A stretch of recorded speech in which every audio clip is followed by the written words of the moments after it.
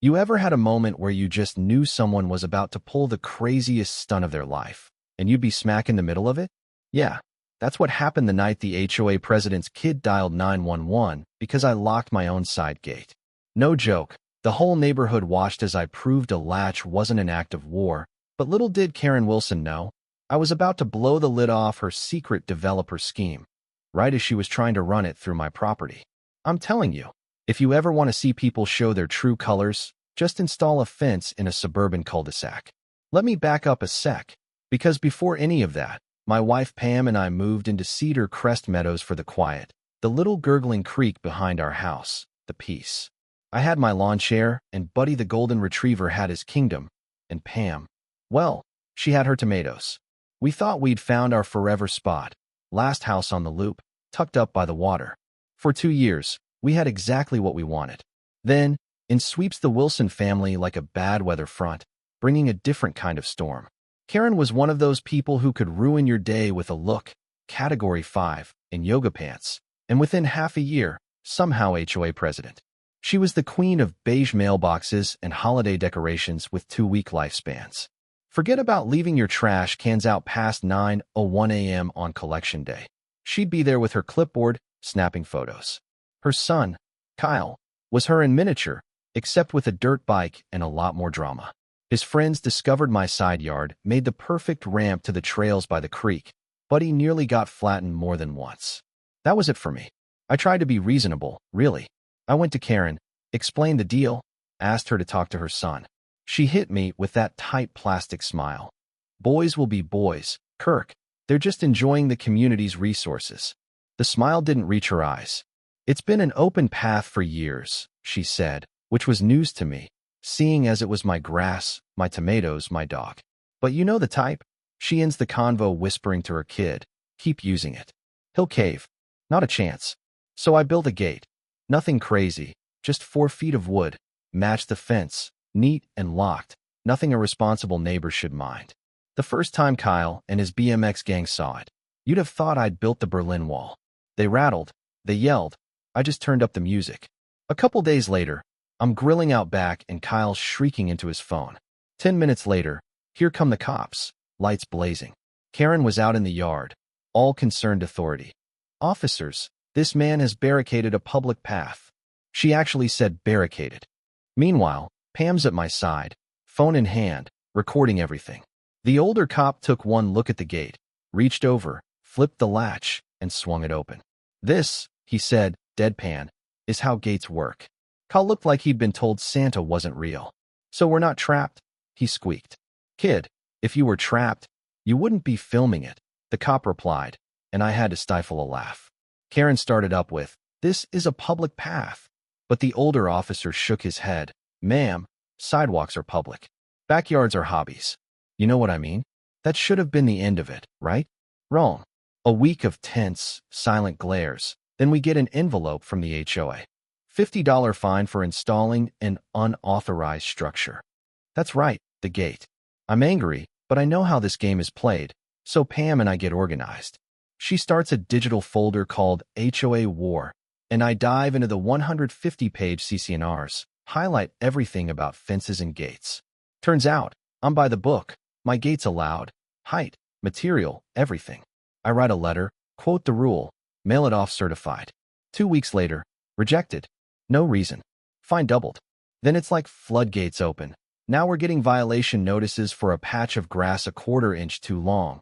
Trash cans an hour laid off the curb. $50 here, $50 there. Karen and her crony Gary. Guy looks like he was born to hold a clipboard. Start doing nightly compliance checks, creeping around with flashlights, lingering at our windows, peeking into the backyard. Pam sets up a corkboard, pins up every notice, every screenshot from the security cams, every email. It starts to look like a conspiracy board from one of those detective shows. Our neighbor Finley, retired accountant and world-class gossip, sees what's up. He leans over the hedge and whispers, she's trying to squeeze you out. Did the same to the Millers over a front door. Find them till they painted it taupe. He becomes our eyes and ears, telling us about her schemes. Pam starts logging everything, even gets a laser tape measure. If she steps 1 inch on your grass, I'm calling it an incursion, Finley declares. The fines pile up, $500 and counting, letters get nastier. But every time I see that wall of proof, I get more stubborn. Then one night, Pam's reviewing camera footage and stops cold. There's a drone hovering over our backyard. That's a new low, even for Karen. Pam goes full CSI, zooms in, figures out the drone make, learns about FAA rules, privacy laws, city ordinances. Next time the drone shows, Pam's ready. Tripod, DSLR, timestamped shots, clear photo of the FAA number.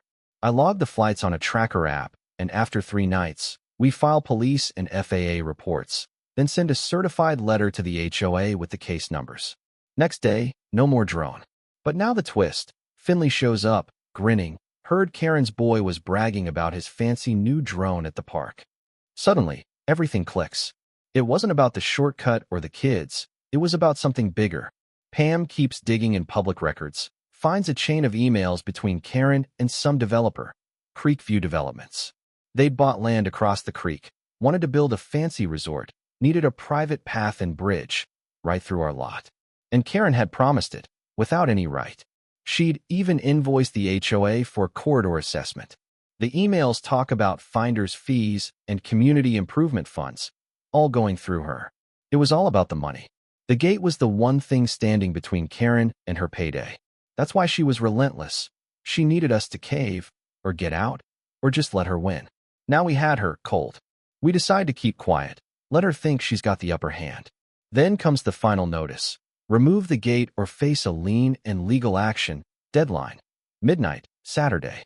That night, a storm rolls in. We're wired up with cameras, every angle covered. Just after midnight, motion alert.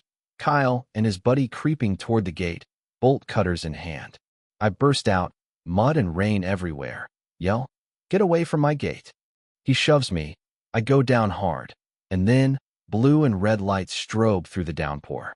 Cops arrive. Karen screaming, "He attacked my son." And for a second, I'm the villain.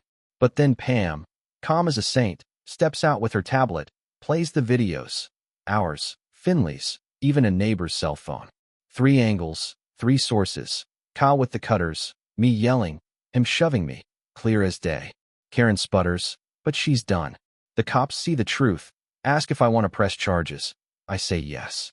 The teens get cited, the bolt cutters go into evidence. Karen slinks away, but I know she's plotting more. Pam says, we have to go on the offensive now. So we turn their favorite weapon against them, nuisance noise. Gary's golf cart, roaring past at night, breaks the HOA's own decibel limit. We run a sting. Decibel meter, timestamped video, Finley as witness. File a formal complaint. Send evidence to the whole board. Karen and Gary get fined, and the neighborhood starts to laugh. For the first time, people see she's not untouchable. Now it's time to finish it. Special meeting, petition for a vote of no confidence. Neighbors line up to sign. The night of the meeting, the clubhouse is packed. I lay out the case. Every letter, every video, the emails, the developer map. People are furious. The vote passes. Karen is out, her cronies with her. The neighborhood breathes easier. Of course, she can't leave it alone. She files a city complaint, tries to get my gate declared a public obstruction. We end up in mediation at City Hall. Karen shows up with a binder, all business, spouts off about historic pathways. When it's my turn, I slide the official property survey across the table, then produce a gate latch, show the mediator how it works. This, I say, just like the old cop, is how gates work. The mediator smiles, dismisses the complaint. Karen's done. The new HOA board refunds every fine. We help write a new rule, respect the gate. Kyle gets probation, a stay-back order. 3 weeks later, Karen's house is up for sale. The day the sold banner goes up, Pam hands me an iced tea as I oil the gate hinges. Buddy thumps his tail in the grass. It's still just a gate, she says. I look at the latch. Yeah, but it's our gate. We tap glasses, a small sound echoing bigger than it should. The piece feels earned now, solid. Out here, the quiet means something. But let me ask you, what's the craziest HOA story you've ever heard? Would you have fought, or just let them walk all over you? Drop your story below, and if you stuck around for the whole saga, tell me where you're watching from. Let's talk about justice, and what you do for your own piece of peace.